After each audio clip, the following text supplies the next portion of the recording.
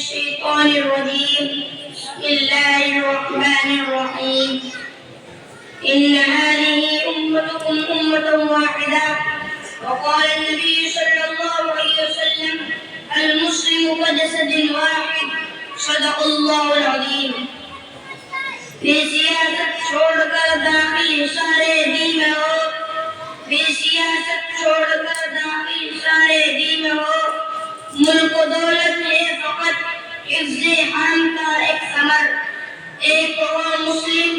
حرم کی پاسبانی کے لیے نیل کے ساحل سے لے کر کعبہ کے خاشگر۔ صدر محترم دی وقار مہمان خصوصی اور معزز سامعین کرام، یہ بات روزے روشن کی طرح آیا ہے کہ عالم اسلام کسی خطہ میں محدود نہیں بلکہ اس کے برستار بر اعظم میں زندگی بسر کرتے نظر آتے ہیں۔ بالخصوص بر اعظم ایشیا و افریقہ میں مسلمانوں کی تعداد کروڑوں میں ہے۔ کم و بیش 53 ملکوں پر مسلمانوں کی آباد اور خودمختار حکومتیں ہیں، جن میں توحید و رسالت گزشتاروں کی تعداد 1.5 ارب نفوس سے بھی زائد ہے۔ وہ اس قرآن کا چھٹا آدمی دین اسلام کا پیروکار ہے، مگر مقام صد افسوس یہ ہے کہ امت مسلمہ میں فکر و نظر کی وحدت کا فقدان ہے اور مرتضی کی شدید کمی ہے، ہم آہنگی اور ایک جھٹی نہ ہونے کے برابر ہے۔ ہر ملک ذاتی و علاقائی مفاد تاثیر ہے،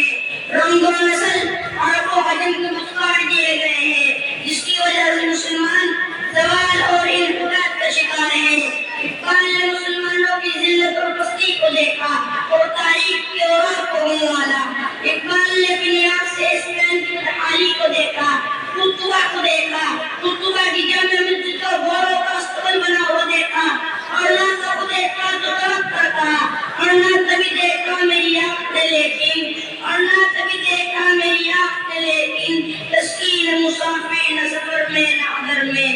دیکھا بھی دکھایا بھی سنایا بھی سنا بھی، دیکھا بھی دکھایا بھی سنایا بھی سنا بھی، اے دل کی تسلی نہ نظر میں نہ خبر میں۔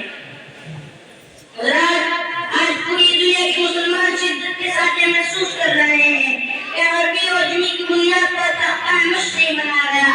بلکہ ساری فوج کشیاں، یہ پہلی بیڑے، یہ دیسی کٹک، یہ فاسٹ فوڈ بموں کی برسات، یہ گوانتانامو میں ابو غریب جیل کی سزائیں صرف اور صرف اس لیے ہے کہ ہم مسلمان ہیں اور لا الہ الا اللہ پڑھنے والے ہیں۔ مسلمانوں کو غلام بنانے کے لیے یہ سب کچھ کیا جا رہا ہے، لیکن مسلمان مزاحمت کرتے ہوئے کہتے ہیں ارے شاخ تمنا ابھی جلی تو نہیں، کبھی ہے آگے جلن اور بجھی تو نہیں، دفاع کی ٹیک سے قتل و فحشاؤں کی ہٹی ہے برسرے میدان مگر جھکی تو نہیں۔